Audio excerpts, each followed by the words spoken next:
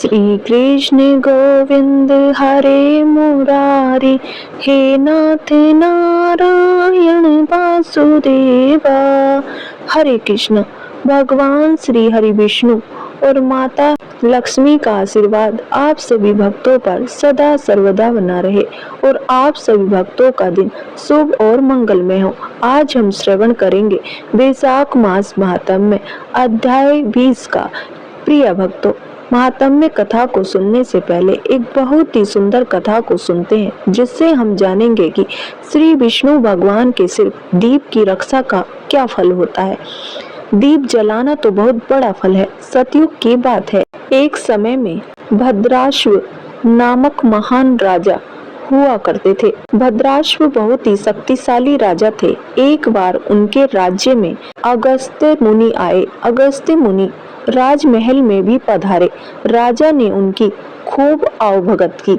अगस्त्य मुनि बोले कि हे भद्राश्वर, मैं तुम्हारे यहाँ 7 दिन तक रुकूंगा। उन्होंने कहा कि यह तो बहुत ही खुशी की बात है और राजा ने उनके ठहरने का विधिवत प्रबंध किया और अपने सेवकों इत्यादि को उनकी सेवा में लगा दिया। उन्होंने अपनी रानियों से उनके दर्शन लाभ लेने को कहा। राजा भद्राश्व की रानी कांतमती अत्यंत ही सुंदर थी। कहते हैं उनके चेहरे की चमक 12 सूर्यों के समान चौथिया देने वाली थी। रानी कांतिमती के अलावा राजा के रनिवास में 5000 अन्य रानियां भी थीं, पर कांतिमती की कोई बराबरी नहीं थी। पहले ही दिन रानी कांतिमती मुनि अगस्त्य के दर्शन के लिए आई। अगस्त्य मुनि ने कांतिमती को देखा तो देखते ही रह गए। उन्होंने कहा, राजा, तू बड़ा ही भाग्यवान है, तू तो धन्य है। दूसरे दिन कांतिमती फिर आई तो उसे देखकर अगस्त्य मुनि बोले, ओ सारा संसार वंचित रह गया। तीसरे दिन कहा, यह लोग तो उस गोविंद की माया को भी नहीं जानते, जिसने एक दिन की प्रसन्नता में इन्हें क्या कुछ नहीं दे दिया। चौथे दिन जब कांतिमती मुनि दर्शन के लिए पहुंची तो वे अपने दोनों हाथ ऊपर उठाकर बोले, हे जगन्नाथ, आप धन्य हैं, आपकी लीला महान है। इसी तरह 5वें दिन बोले, भद्राश्व, तुम्हें बहुत बहुत धन्यवाद, तू धन्य हुआ। इसी तरह 6ठे दिन भी उन्होंने कांतिमती को देखकर प्रशंसात्मक टिप्पणियां की। 7वें दिन तो गजब ही हो गया। मुनि बोले कि राजा ही नहीं, उसकी रानी सेवक सभी मूर्ख हैं, जो मेरी बात नहीं समझते। इतना कहने के बाद वे उठे और सबके बीच राजा भद्राश्व के सामने ही भाव विभोर होकर नाचने लगे। 7 दिनों तक रानी के जाने पर उसकी प्रशंसा और अब यह सभी उपस्थित लोगों के सामने ही धीर गंभीर रहने वाले मुनि का नृत्य। कुछ देर तो राजा अचरज में रहा, फिर उसने विनम्रता से हाथ जोड़कर अगस्त्य मुनि से इसका कारण पूछा। राजा के आश्चर्य और प्रश्न के उत्तर में मुनि ने कहा, हे राजन, आप पूर्व जन्म में हरिदत्त नामक एक धनवान पर धर्म कर्म में विश्वास रखने वाले वेश्या के दास थे। उसकी सेवा सुरक्षा आपका काम था। यह कांतिमती तब भी आपकी पत्नी ही थी। कांतिमती भी वेश्या के यहाँ दासी का काम किया करती थी।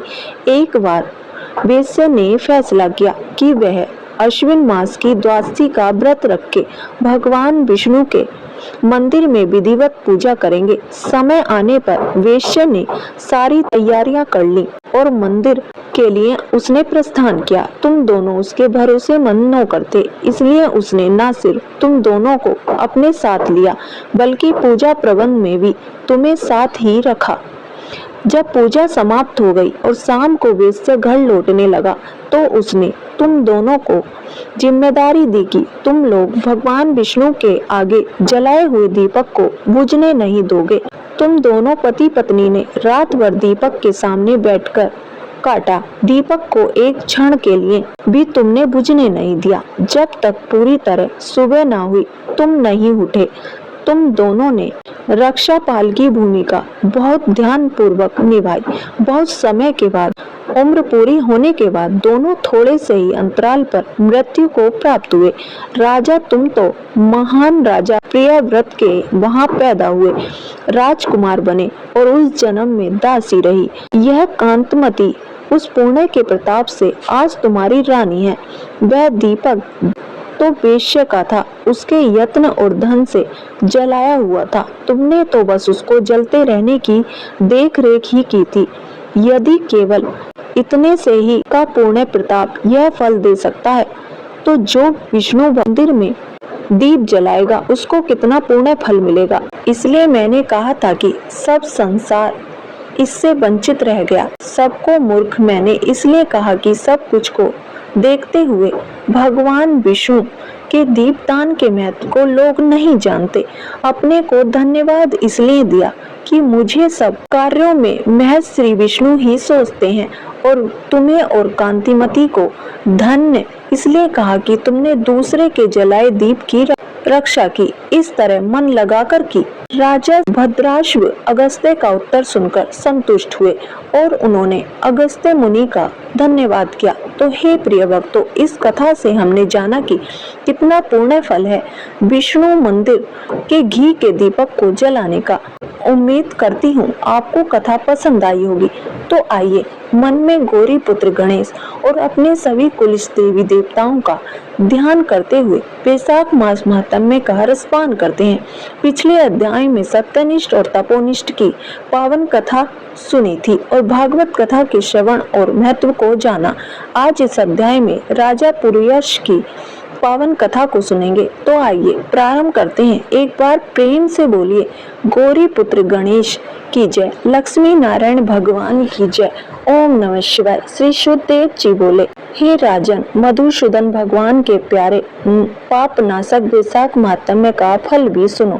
पूर्व काल में पांचाल देश में पुरुयश नाम का एक राजा थे, जो पूर्णशील एवं बुद्धिमान राजा भूरियशा के पुत्र थे। पिता के मरने पर पुरुयशा राज्य सिंहासन पर बैठे। वे धर्म की अभिलाषा रखने वाले, शूरता, उदारता आदि गुणों से संपन्न और धनुर्वेद में प्रवीण थे। उन महामती नरेश ने अपने धर्म के अनुसार पृथ्वी का पालन किया। कुछ काल के बाद राजा का धन नष्ट हो गया। हाथी और घोड़े बड़े बड़े रोगों से पीड़ित होकर मर गए। उनके राज्य में ऐसा भारी अकाल पड़ा जो मनुष्य का अत्यंत विनाश करने वाला था। पांचाल नरेश राजा पुरुयशा को निर्बल जानकर उनके शत्रुओं ने आक्रमण किया और युद्ध में उनको जीत लिया।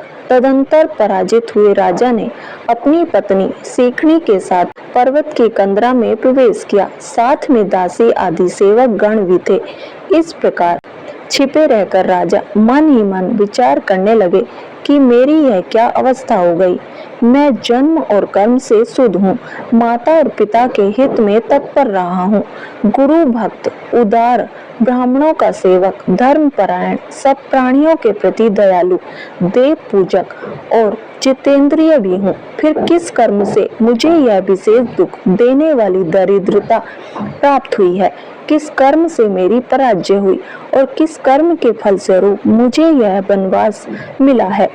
इस प्रकार चिंता से व्याकुल होकर राजा ने खिंचित से अपने सर्वज्ञ गुरु मुनि श्रेष्ठ याज और उपयाज का स्मरण किया। राजा के आवाहन करने पर दोनों बुद्धिमान मुनीश्वर वहां आ गए। उन्हें देखकर पांचाल प्रिय नरेश सहसा उठकर खड़े हो गए और बड़ी ही भक्ति के साथ गुरु के चरणों में मस्तक रखकर प्रणाम किया। फिर वन में पैदा होने वाली शुभ सामग्रियों के द्वारा उन्होंने उन दोनों गुरुओं का पूजन किया और विनीत भाव से पूछा कि हे प्रियवरों, मैं गुरु चरणों में भक्ति रखने वाला हूँ। मुझे किस कर्म से यह दरिद्रता, कोष हानि और शत्रुओं से पराजय प्राप्त हुई है? किस कारण से मेरा वनवास हुआ और मुझे अकेले रहना पड़ा? मेरे ना कोई पुत्र है, ना भाई और ना ही हितकारी मित्र ही है। मेरे द्वारा सुरक्षित राज्य में यह बड़ा भारी अकाल कैसे पड़ गया? यह सब बातें मुझे विस्तार पूर्वक बताइए। राजा के इस प्रकार पूछने पर वे दोनों मुनि श्रेष्ठ कुछ देर ध्यान मग्न होकर इस प्रकार बोले, हे राजन, तुम पहले के 10 जन्मों तक महापापी व्याग रहे हो, सब लोगों के प्रति क्रूर और हिंसा परायण थे। तुमने कभी लेश मात्र भी धर्म का अनुष्ठान नहीं किया। इंद्रिय संयम तथा मनोनिग्रह का तुम में सर्वथा अभाव था। तुम्हारी जीवा किसी प्रकार भी विष्णु का नाम नहीं लेती थी। तुम्हारा मन गोविंद के चरणारविंदों का चिंतन नहीं करता था और तुमने कभी भी मस्तक नवाकर परमात्मा को प्रणाम नहीं किया। इस प्रकार दुरात्मा व्याध का जीवन व्यतीत करते हुए तुम्हारे 9 जन्म पूरे हो गए। 10वां जन्म प्राप्त होने पर तुम सहसा पर्वत पर पुनः व्याध हुए। वहां जब लोगों के प्रति क्रूरता करना ही तुम्हारा स्वभाव था, तुम मनुष्यों के लिए यम के समान थे। दयाहीन, शस्त्रजीवी और हिंसा परायण थे। अपनी पत्नी के साथ रहते हुए राह चलने वाले पथिकों को तुमने बड़ा कष्ट दिया था। बड़े भारी सत थे। इस प्रकार अपने हित को न जानते हुए तुमने बहुत वर्ष व्यतीत किए। जिनके छोटे छोटे बच्चे हैं, ऐसे मृगों और पक्षियों के वध करने के कारण तुम दयाहीन दुर्बुद्धि को इस जन्म में कोई पुत्र नहीं प्राप्त हुआ। तुमने सबके साथ विश्वासघात किया, इसलिए तुम्हारे कोई सहोदर भाई नहीं हुआ। तुम रास्ते में सबको पीड़ा देते रहे, इसलिए इस जन्म में तुम मित्र रहित हो। साधु पुरुषों के तिरस्कार से शत्रुओं द्वारा तुम्हारी पराजय हुई है। कभी दान या देने के दोष से तुम्हारे घर में दरिद्रता प्राप्त हुई है। तुमने दूसरों को सदा ही उद्वेग में डाला, इसलिए तुम्हें दुष्यय वनवास मिला। सबके अप्रिय होने के कारण तुम्हें असहाय दुख मिला है। तुम्हारे क्रूर कर्मों के फल से ही इस जन्म में मिला हुआ राज्य भी तुमसे छिन गया। हे राजन, वैशाख मास की गर्मी में तुमने स्वार्थवश एक दिन एक ऋषि को दूर से तालाब बता दिया था और हवा के लिए पलाश का एक सूखा पत्ता दे दिया था। बस जीवन में इस एक ही पुण्य के कारण तुम्हारा यह जन्म परम पवित्र राजवंश में हुआ है। अब यदि तुम सुख, राज्य, धन, धन्य आदि संपत्ति, स्वर्ग और मोक्ष चाहते हो तो अथवा सायुज्य एवं श्री हरि के पद की अभिलाषा रखते हो तो वैशाख मास के धर्मों का पालन करो। इससे सब प्रकार के सुख पाओगे। इस समय वैशाख मास चल रहा है। आज अक्षय तृतीया है। आज तुम विधि पूर्वक स्नान और भगवान लक्ष्मीपति की पूजा करो। यदि अपने समान ही गुणवान पुत्रों की अभिलाषा करते हो तो सब प्राणियों के हित के लिए प्याऊ लगवाओ। इस पवित्र वैशाख मास में भगवान मधुसूदन की प्रसन्नता के लिए यदि तुम निष्काम भाव से धर्मों का अनुष्ठान करोगे तो अंतःकरण शुद्ध होने पर तुम्हें भगवान विष्णु का प्रत्यक्ष दर्शन होगा। ऐसा कहकर राजा की अनुमति लेकर उनके दोनों ब्राह्मण पुरोहित याज और उपयाज जैसे आए थे वैसे ही चले गए। उनसे उपदेश पाकर महाराज गुरुयशा ने वैशाख मास के संपूर्ण धर्मों का श्रद्धा पूर्वक पालन किया और भगवान मधुसूदन की आराधना की। इससे उनका प्रभाव बढ़ गया तथा बंधु बांधव उनसे आकर मिल गए। तत्पश्चात वे मरने से बची हुई सेना को साथ लेकर बंधुओं सहित पांचाल नगरी के पास गए। उस समय पांचाल राजा के 7 राजाओं का पुनः संग्राम हुआ। महारथी पुरुयशा ने अकेले ही समस्त महाबाहु राजाओं पर विजय पाई। विरोधी राजाओं ने भागकर विभिन्न देशों के मार्गों का आश्रय किया। विजय पांचाल राज ने भागे हुए राजाओं के कोष, 10 करोड़ घोड़े, 3 करोड़ हाथी, 1 अरब रथ, 10,000 ऊंट और 3 लाख खच्चों को अपने अधिकार में करके अपनी पुरी में पहुंचा दिया। वैशाख धर्म के महात्म्य से सब राजा भगन मनोरथ हो पुरुयशा को कर देने वाले हो गए और पांचाल देश में अनुपम सुकाल आ गया। भगवान विष्णु की प्रसन्नता से इस वसुधा पर उनका एक छत्र राज्य हुआ और गुरुता, उदारता आदि गुणों से युक्त उनके 5 पुत्र हुए, जो दृष्ट कीर्ति, दृष्ट केतु, दृष्ट दुमन, विजय और चित्रकेतु के नाम से प्रसिद्ध थे। धर्म पूर्वक प्रतिपालित होकर समस्त प्रजा राजा के प्रति अनुरक्त हो गई। से उसी क्षण उन्हें वैशाख मास के प्रभाव का निश्चय हो गया। तब से पांचाल राज भगवान विष्णु की प्रसन्नता के लिए वैशाख मास के धर्मों का निष्काम भाव से बराबर पालन करने लगे। उनके इस धर्म से संतुष्ट होकर भगवान विष्णु ने अक्षय तृतीया के दिन उन्हें प्रत्यक्ष दर्शन दिए। जय श्री हरि विष्णु। हे प्रिय भक्तों, हमारी जिंदगी में बेटा बनकर, बेटी बनकर, दामाद बनकर और बहू बनकर कौन आता है, कभी सोचा है आपने? तो आइए जानते हैं इस कहानी के द्वारा। एक फौजी था, उसके माता पिता की मृत्यु हो गई थी। उसके ना तो कोई बहन थी, ना ही कोई भाई था। उसकी शादी नहीं हुई थी, इसलिए वह बिल्कुल ही अकेला रहता था। अकेले ही कमा कमा के फौज में ही अपना पैसा जमा किया करता था। थोड़े दिन में एक सेठ जी जो फौज में अपना माल सप्लाई करते थे, उनसे उनका परिचय हो गया और आपस में उनकी दोस्ती हो गई। सेठ जी ने फौजी से कहा कि तुम्हारे पास पैसा है, वह उतने के उतना ही पड़ा रहता है, वह पैसा तुम मुझे दे दो, मैं उस पैसे से कारोबार करूंगा, तो मैं उस पैसे पे तुम्हें ब्याज दूंगा, जिससे कि तुम्हारे पैसे से पैसा बढ़ जाएगा, इसलिए वो पैसा तुम मुझे दे दो। तो फौजी ने पैसा सेठ जी को दे दिया। सेठ जी ने कारोबार में वह पैसा लगा दिया और उनका कारोबार चमक गया। खूब कमाई होने लगी, कारोबार बढ़ गया। थोड़े ही दिन में लड़ाई छिड़ गई। लड़ाई में फौजी अपनी घोड़ी पर बैठकर लड़ने गया। घोड़ी इतनी बदतमीज थी कि जितनी जोर जोर से लगाम खींचे उतनी ही तेज भागी। लगाम खींचते खींचते उसके गला कट गया, लेकिन वो दौड़कर दुश्मनों के गोल घेरे में खड़ी हो गई। दुश्मनों ने एक ही वार किया और फौजी मर गया और घोड़ी भी मर गई।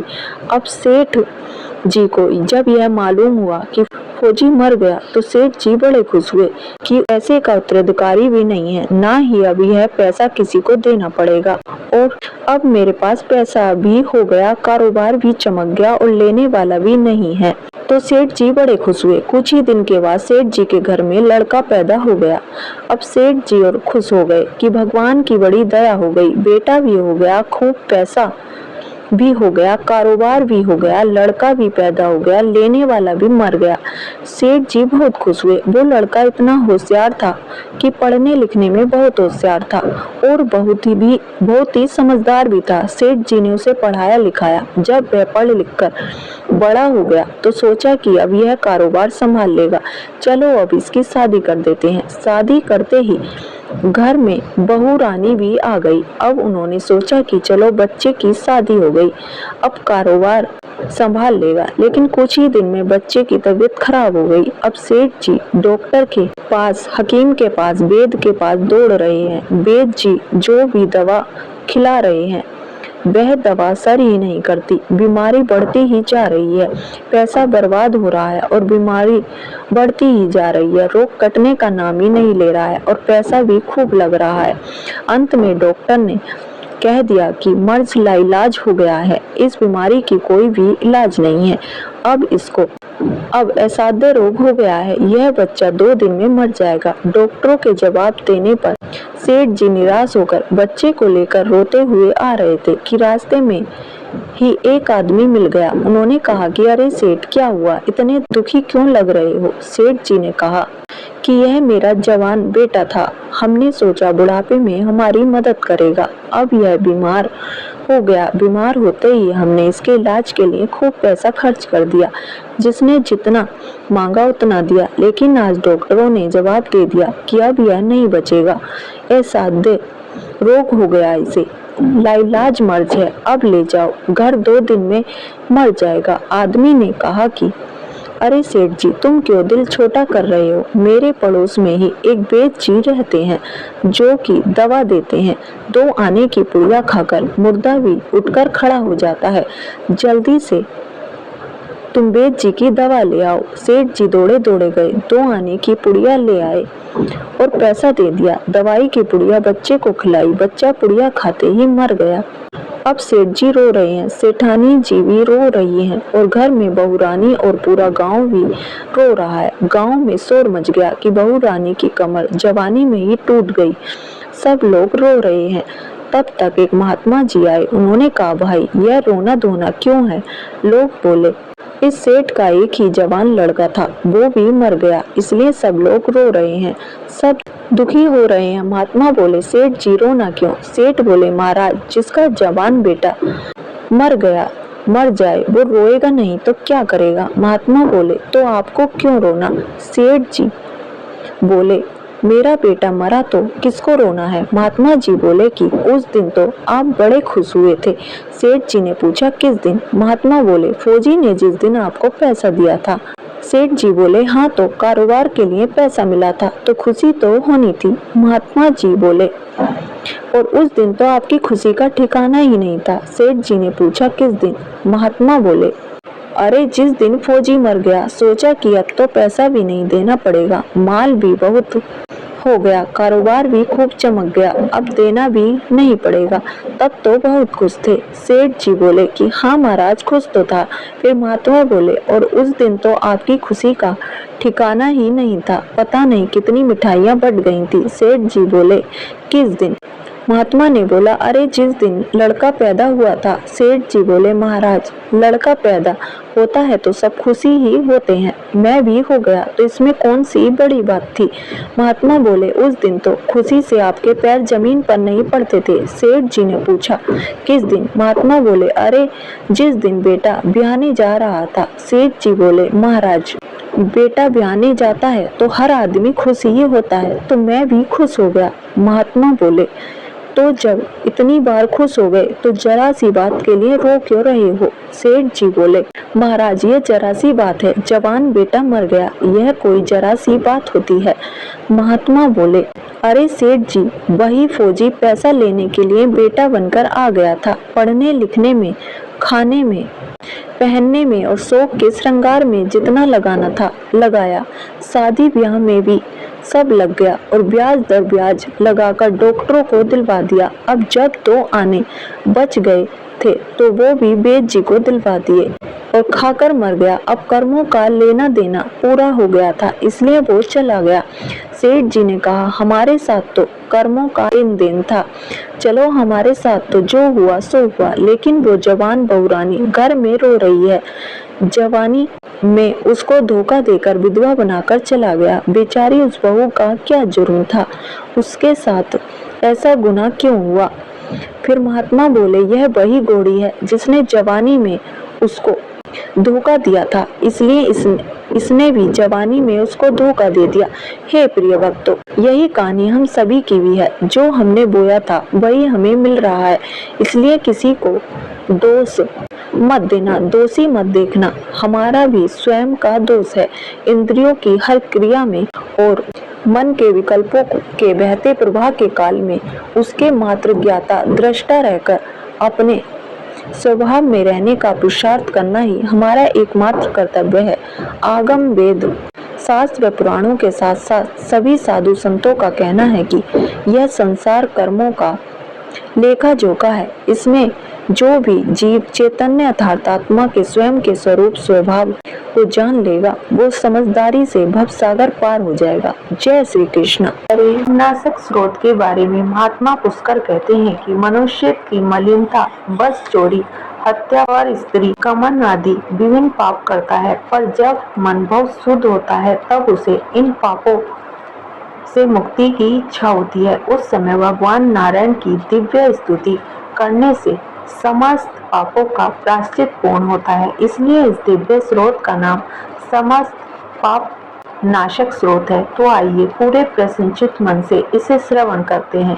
पुष्कर जी बोले, सर्वव्यापी विष्णु को सदा नमस्कार है, श्री हरि विष्णु को नमस्कार है। मैं अपने चित्त में स्थित सर्वव्यापी अहंकार शून्य श्री हरि को नमस्कार करता हूँ। मैं अपने मानस में विराजमान अव्यक्त अनंत और अपराजित परमेश्वर को नमस्कार करता हूँ। सबके पूजनीय जन्म और मरण से रहित प्रभावशाली श्री विष्णु को नमस्कार है। विष्णु मेरे चित्त में निवास करते हैं, विष्णु मेरे बुद्धि में विराजमान है, विष्णु मेरे अहंकार में प्रतिष्ठित हैं और विष्णु मुझ में भी स्थित हैं। वे श्री विष्णु ही चराचर प्राणियों के कर्मों के रूप में स्थित हैं। उनके चिंतन से मेरे पाप का विनाश हो। जो ध्यान करने पर पापों का हरण करते हैं और भावना करने से स्वप्न में दर्शन देते हैं। इंद्र के अनुज शरणागत जनों का दुख दूर करने वाले उन पापा श्री विष्णु को मैं नमस्कार करता हूँ।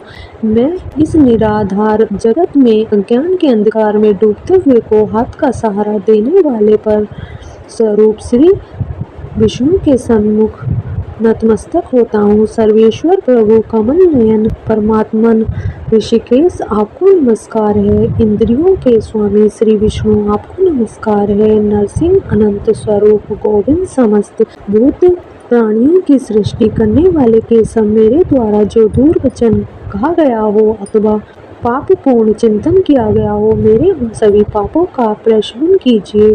आपको नमस्कार है। हे केशव, अपने मन के वश में होकर मैंने जो न करने योग्य अत्यंत उग्र पाप पूर्ण चिंतन किया है उसे शांत कीजिए। परमार्थ परायण ब्राह्मण प्रिय गोविंद, अपनी मर्यादा से कभी च्युत न होने वाले जगन्नाथ, जगत का भरण पोषण करने वाले देवेश्वर, मेरे पाप का विनाश कीजिए। मैंने मध्याह्न अपराह्न सायंकाल रात्रि के समय जानते हुए अथवा अनजाने शरीर मन एवं वाणी द्वारा जो पाप किया हो, आपके इन तीनों नामों पुंडरीकाक्ष, ऋषिकेश और माधव, इन तीनों नामों के उच्चारण से मेरे भी सभी पाप क्षीण हो जाएं। हे कमल नयन, हे लक्ष्मीपति, इंद्रियों के स्वामी माधव, आज आप मेरे शरीर एवं वाणी द्वारा किए हुए पापों का हनन कीजिए। आज मैंने सोते खाते खड़े चलते अथवा जागते हुए मन वाणी और शरीर से जो भी नीच योनि एवं नरक की प्राप्ति कराने वाले छोटे अथवा बड़े पाप किए हों, भगवान वासुदेव के नाम के उच्चारण से भी सभी पाप नष्ट हो जाएं। जो परब्रह्म परम धाम और परम पवित्र है, उन श्री विष्णु के संकीर्तन से मेरे पाप लुप्त हो जाएं, जिसको प्राप्त होकर ज्ञानी जन फिर लौट कर नहीं आते। जो गंध स्पर्श आदि तन मात्राओं से रहित है, श्री विष्णु का वह परम पद मेरे संपूर्ण पापों का शमन करे। महात्मा जो मनुष्य पापों का विनाश करने वाले स्रोत का पठन अथवा श्रवण करता है, वह शरीर मन और वाणी जनित समस्त पापों से छूट जाता है एवं समस्त पाप ग्रहों से मुक्त होकर श्री विष्णु के परम पद को प्राप्त होता है। इसलिए किसी भी पाप के हो जाने पर इस स्रोत का जप करें। यह स्रोत पाप समूहों के प्रायश्चित के समान है। कृष्ण आदि व्रत करने वाले के लिए भी यह श्रेष्ठ है। स्रोत जप और व्रत रूप प्रायश्चित से संपूर्ण पाप नष्ट हो जाते हैं, इसलिए भोग और मोक्ष की सिद्धि के लिए इनका अनुष्ठान करना चाहिए। हे प्रिय भक्तों, आज की कथा में बस इतना ही। तो कैसी लगी आपको आज की कथा? अगर वीडियो पसंद आई हो तो वीडियो को लाइक करें, चैनल को सब्सक्राइब करें और कमेंट बॉक्स में हर हर महादेव अवश्य लिखें।